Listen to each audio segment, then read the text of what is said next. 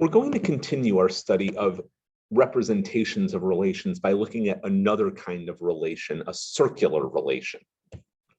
So obviously there's a connection to circles here, and we'll begin by taking a look at circles and how they work a little bit. And then we'll turn to how we can represent a circle analytically.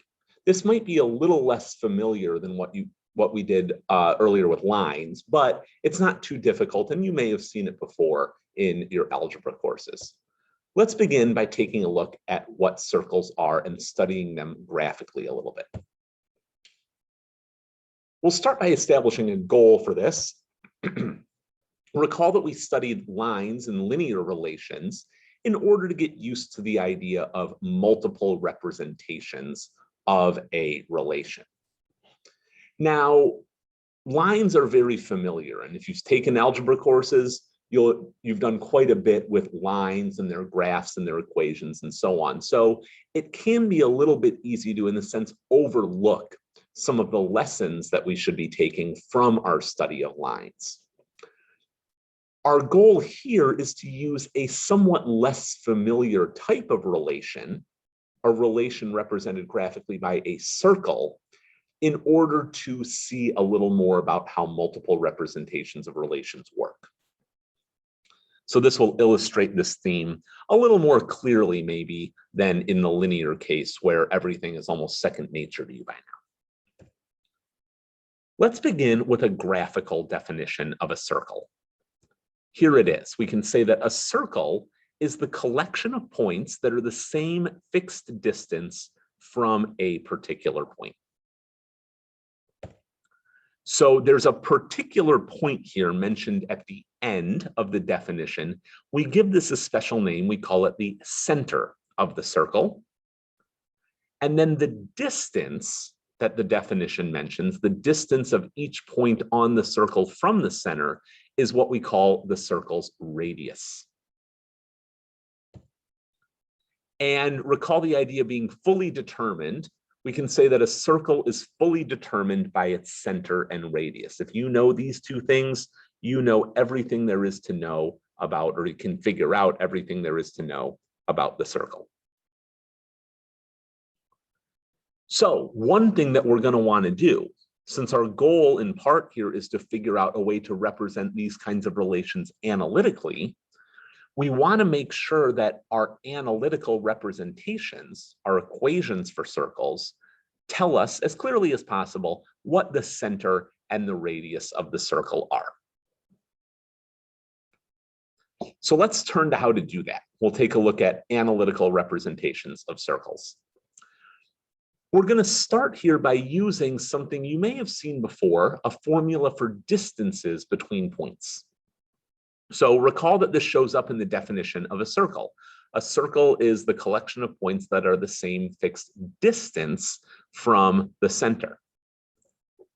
So to come up with an equation for a circle, we'll start with the formula for the distance between 2 points in the coordinate plane.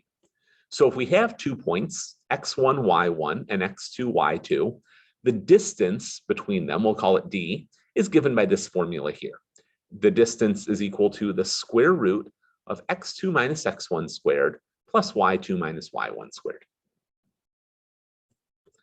If you're interested in where this formula comes from, it's basically a version of the Pythagorean theorem. And here's a little diagram to illustrate this. So the distance we're talking about here is in effect the length of that red line segment you see. Notice that that is being treated here as the hypotenuse of a right triangle. It goes between our 2 points, x1, y1, and x2, y2. And if we find the horizontal and vertical distances between those 2 points, x2 minus x1 along the bottom, y2 minus y1 over on the right, and apply the Pythagorean theorem, we get as the distance, the straight line distance between our 2 points, what you see there. That's big square root. So that is the distance between 2 points on, or between any 2 points in the coordinate plane. Let's use it to derive an equation for a circle. Here's the setup. We'll take a circle whose center is at a point we'll call HK. Those are just coordinates here. and r will represent the radius of our circle. And then finally, let's establish x, y as the coordinates of any point on the circle. So here's a diagram illustrating what we're working with here. We've got our center HK, we've got a point XY on our circle, and R is the radius, the distance between those points. And keep in mind, since this is a circle, any point you find going along the blue circle there will be the same distance from HK. So R here is a distance. It's the distance between 2 points on, or the 2 points we see, the center and a point on the circle. So if we write down what the distance formula gives us for that distance, that's the square root you see here, that must be equal to the radius, r. There you go. There's an equation for our circle. This equation here represents the circle you see above. It represents it analytically. In particular, notice that from this equation, we can easily see what the center is. We just need to figure out what values are in for h and k, and we can easily find the radius. It will be on its own on the other side of the equation from the square root. So this equation, in a sense, does what we want. It is not the standard form of an equation for a circle, though. Part of the reason is that this equation that we came up with involves a square root, and square roots always make things a little more complicated. So we're going to rewrite our equation slightly to get rid of the square root. We're going to square both sides of it, and that gives us what we'll call the standard form of the equation of a circle. There it is. X minus h squared plus y minus k squared equals r squared.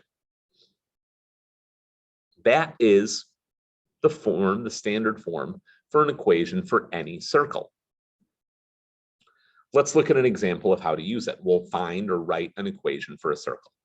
Let's say that the circle that we're talking about has its center at the point 1, 6 and a radius of 5. Well, remember, a circle is fully determined by its center and radius. So this should be enough information to write an equation for our circle. And we can. Here's our standard circle equation form once more. In this case, h is going to be 1. It's the x coordinate of the center.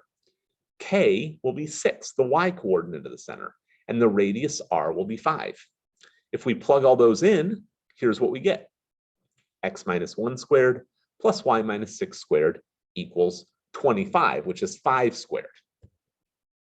And this is fairly customary. We could have written 5 squared on the right, but typically you'll see the squaring actually being done. So that's why we have 25 rather than 5 squared written there. We can also use an equation for a circle to draw its graph. So here's another example. Here's an equation for a circle, x plus 3 squared plus y minus 2 squared equals 16. It's in our standard circle equation form. Our goal will be to draw its graph. So this is in the standard form of the equation of a circle. The only little trick here is that right at the beginning, we have x plus 3 squared. In the standard equation form, x minus h squared appears. So notice that that sign is changing from a plus sign to a minus sign. This means we need to be a little careful about what the center of our circle is and what its x coordinate is. The center will be the point -3, 2.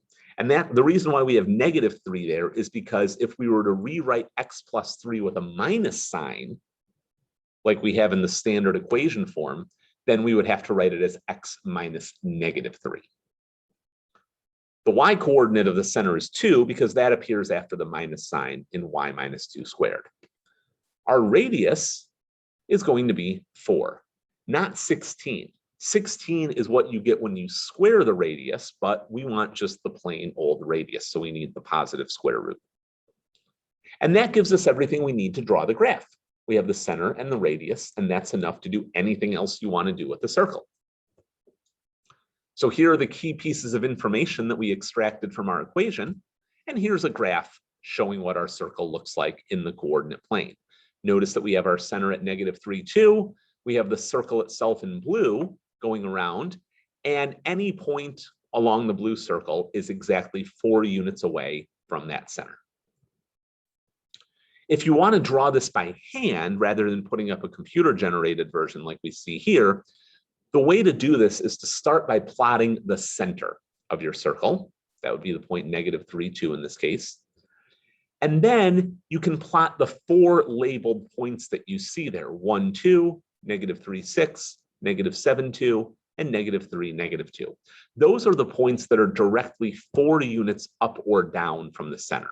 So we only need to go in one direction to get to each of those. And then you can draw a circle going through and passing through those 4 points, and that will give you a pretty good hand-drawn graph of your circle if you draw it carefully.